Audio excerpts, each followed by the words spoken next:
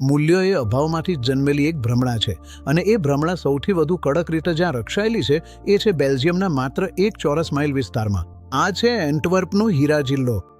આ સાંકડી ગલીઓમાંથી દુનિયાના અશોધિત હીરાઓમાંથી 80% દર વર્ષે પસાર થાય છે.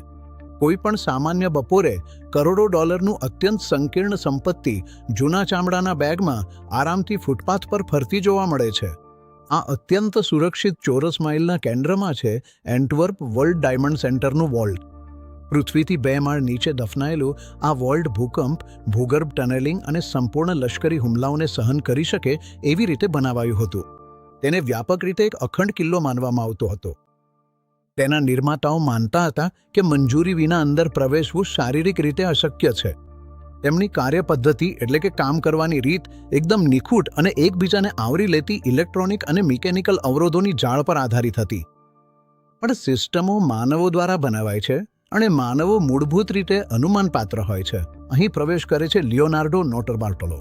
ઓવેનિયર સ્ટાર્ટના વેપારીઓ માટે તે એક સામાન્ય ભવ્ય ઇટાલિયન રત્ન વેપારી હતો, જેની પાસે નમ્ર પણ કાયદેસર જ્વેલરીનો વ્યવસાય હતો. તે ગાર્ડ્સને સ્મિત આપતો, બ્રોકરો સાથે વાતચીત કરતો અને એક શાંત, ધ્યાન ન જાય એવી હાજરી સ્થાપિત કરતો. તે સંપૂર્ણ ભૂત હતો. લગભગ 2 વર્ષ સુધી નોટરબાર્ટોલોએ ધીમી ગતિના ગુપ્તચરગીરીના માસ્ટર ક્લાસને અમલમાં મૂક્યો. તેણે ઇમારતની અંદર એક નાનું ઓફિસ ભાડે લીધું, જે એક સામાન્ય વ્યવહાર હતો, અને તેણે કાયદેસર રીતે વોલ્ટની અંદર ખાનગી સેફ ડિપોઝિટ બોક્સ મળવાનો અધિકાર આપતો. આ નજીકતા એ સિને ક્વા નોન હતી, એટલે કે જે પછી થવાનું હતું તેના માટે સંપૂર્ણ અનિવાર્ય શરત. આથી તેને એક અસલી ચુંબકીય 24 કલાક પ્રવેશની કીકાર્ડ મળી. નોટરબાર્ટોલો એકલો કામ કરતો નહોતો. તે ઇટાલિયન ગુપ્તચર વિભાગ દ્વારા ધ સ્કૂલ ઓફ ટ્યુરિન તરીકે ઓળખાતા અત્યંત વિશિષ્ટ જૂથનો સંચાલક હતો. દરેક સભ્યોને ખૂબ જ વિશિષ્ટ, અનન્ય માનસિક ક્ષમતા માટે પસંદ કરવામાં આવ્યો હતો. અહીં સ્પીડી હતો, જે લોજિસ્ટિક્સ વિશેષજ્ઞ હતો, અને ધ મોન્સ્ટર એક પ્રતિભાશાળી મિકેનિકલ લોક પિકર હતો. અહીં ધ જીનિયસ હતો, જે ઇલેક્ટ્રોનિક્સનો જાદુગર હતો, અને અંતે એક રહસ્યમય વ્યક્તિ જેને માત્ર ધ કિંગ ઓફ કીઝ તરીકે ઓળખવામાં આવતો. મહિના પછી મહિના આ ટોળકી વોલ્ટના રોજિંદા ક્રમોનો અભ્યાસ કરતી રહી, જે માટે તેણે વોલ્ટના એન્ટી રૂમમાં કાર્યરત ફાયર એક્સ્ટિંગ્વિશરમાં ગુપ્ત રીતે એક માઇક્રો કેમેરો સ્થાપિત કર્યો હતો. તેઓ ગાર્ડ્સની દૈનિક ક્રિયાઓ નિહાળતા, તેમના અદૃશ્ય વિસ્તારોનો નકશો બનાવતા અને વોલ્ટની માસ્ટર કીઓ ક્યાં રાખવામાં આવે છે તેનું ચોક્કસ સ્થાન યાદ રાખતા. તેઓ અંદાજ લગાવતા નહોતા, તેઓ બધું દસ્તાવેજીકૃત કરતા. 15 ફેબ્રુઆરી 2003નું સપ્તાહાંત. ડાયમંડ ડિસ્ટ્રિક્ટ સંપૂર્ણપણે ખાલી છે. કરોડો ડોલરની ઓટોમેટેડ સુરક્ષા હેઠળનું ભૂતિયા શહેર. પહેલી સ્તર હતું ચુંબકીય દરવાજાનું ક્ષેત્ર. ધ જીનિયસે આને એ રીતે પાર કર્યું કે તેણે ખાસ એલ્યુમિનિયમ પ્લેટ મૂકી, જેથી દરવાજો ખુલ્યો હોવા છતાં વિદ્યુત પરિપથ બંધ ન થાય. બીજું સ્તર હતું મિકેનિકલ કી લોક. ફાયર એક્સ્ટિંગ્વિશરમાં છુપાવેલી કેમેરાથી મેળવેલી હાઈ રેઝોલ્યુશન ફૂટેજનો ઉપયોગ કરીને કિંગ ઓફ કીઝે વોલ્ટની ખાસ ફૂટ લાંબી ચાવીની એકદમ સાચી નકલ બનાવી હતી. મોન્સ્ટરે ચાવી લોકમાં નાખી. અંદરના ડેડબોલ્ટ ભારે અવાજ સાથે પાછળ સરકી ગયા. સિસ્ટમને લાગ્યું કે દરવાજો હજુ પણ મજબૂતીથી બંધ છે.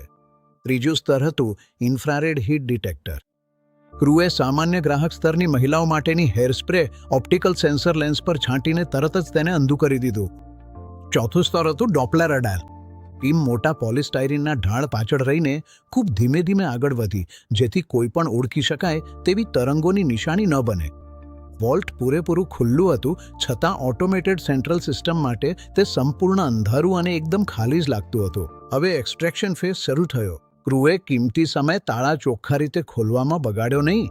બદલે તેમણે ખાસ ડિઝાઇન કરેલું ભારે કામ માટેનું મેન્યુઅલ ક્રેન્ક અને લીવર ટૂલ વાપરીને અંદરના ડેડબોલ્ટ્સ તોડી નાખ્યા. એક પછી એક 109 બોક્સો જબરજસ્તી ખોલવામાં આવ્યા. ક્રૂએ કેનવાસના થેલામાં છૂટા હીરા, સોનાના સિક્કા અને કાચા નોટો ભરી દીધા. આ માનવ ઇતિહાસમાં નોંધાયેલ સૌથી મોટું હીરાની ચોરીનું કાંડ હતું. તેમણે $100 મિલિયન પણ વધુ મૂલ્યની ચીજવસ્તુઓ હાંસલ કરી. તેમણે પોતાનું સાધન સમેટ્યું અને ઠંડી બેલ્જિયન રાતમાં સંપૂર્ણ રીતે ગાયબ થઈ ગયા.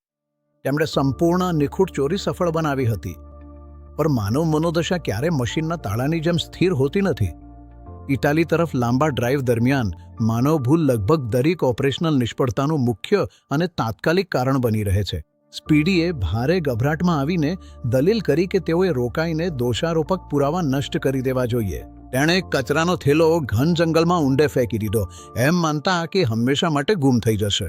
અગાઉના દિવસે જ ઓગસ્ટ 1 કેમ્પ નામના સ્થાનિક બેલ્જિયન શિકારીને એ ફેંકાયેલો કચરાનો થેલો સીધો મળી આવ્યો. એમને આશા હતી કે એમાં સામાન્ય હાઈવે કચરો જ હશે, એટલે તેમણે ખોલ્યો.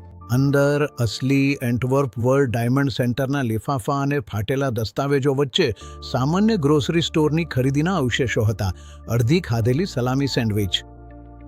બેલ્જિયન ફોરેન્સિક તપાસકર્તાઓએ એ ફેંકાયેલા સેન્ડવિચના કિનારે રહેલા થૂકમાંથી એક સ્વચ્છ અવિવાદિત ડીએનએ પ્રોફાઇલ કાઢી.